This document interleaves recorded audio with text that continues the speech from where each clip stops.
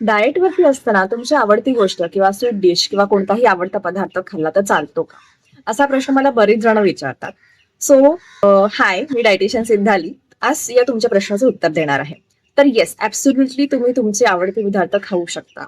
पण याच्या काही भन्नाट टिपा आज मी तुम्हाला देणार आहे, की तुम्ही कशाप्रकारे खाऊ शकता, की हे सगळं मेंटेन राहील. ओके. सो माइंडफुल ईटिंग ही एक गोष्ट असते, तुम्हाला माहिती असेल. तर ते काय असतं? माइंडफुल इटिंग म्हणजे सगळ्या गोष्टी बॅलन्स आउट करून तुम्हाला जी गोष्ट आवडते ती प्रमाणामध्ये खायची असते. सो यासाठी काय करायचं, कसे रूल्स असतात, की जेणेकरून तुम्ही ट्रॅकवरती पण राहाल आणि सगळ्या गोष्टी व्यवस्थित मेंटेन राहतील. तर पहिली गोष्ट असते की तुमच्या डायटिशियनला, न्यूट्रिशनिस्टला विचारून त्याचं प्रमाण ठरवून घ्या, की किती प्रमाणात तुम्ही तुमची आवडती गोष्ट खाऊ शकता. त्यानंतर प्रमाण ठरल्यानंतर तुम्ही ज्या दिवशी ती बनवाल, व्यवस्थित मस्तपैकी तिला सजवायचं आणि समोर बसायचं.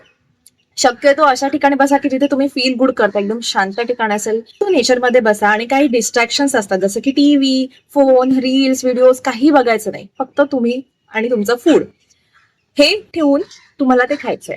ओके. आणि खाताना एकदम हळूहळू खायचं, काहीही घाई नाहीये. प्रत्येक घासाचा मस्तपैकी आस्वाद घेत तुम्हाला खायचंय. खाऊन पूर्ण झाल्यानंतर दिलेलं प्रमाण, खाऊन पूर्ण झाल्यानंतर थोडंसं थांबायचं, थोडं पाणी प्यायचं आणि 5 ते 10 मिनिटात असंच थांबायचं. त्यानंतर थोडा वेळ थांबल्यानंतर तुमचं मन आणि तुमचं पोट दोन्हीही भरेल. तुम्ही सॅटिस्फाईड व्यवस्थित व्हाल, फुलफिल्ड होईल तुमचं मन. आणि अशा प्रकारेच तुम्हाला चीट डे आपण म्हणतो. So it should not be cheat day. जर तुम्ही लाईफस्टाईल तुमची व्यवस्थित असेल ना आणि या प्रकारे जर तुम्ही प्रत्येक गोष्ट मन असं छान प्रकारे जर करत असाल तर तुम्हाला चीट डे करण्याची गरजच पडत नाही. येस, ही गोष्ट खरी आहे.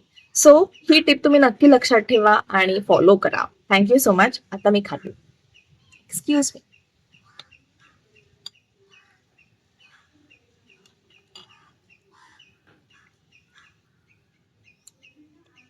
बाय.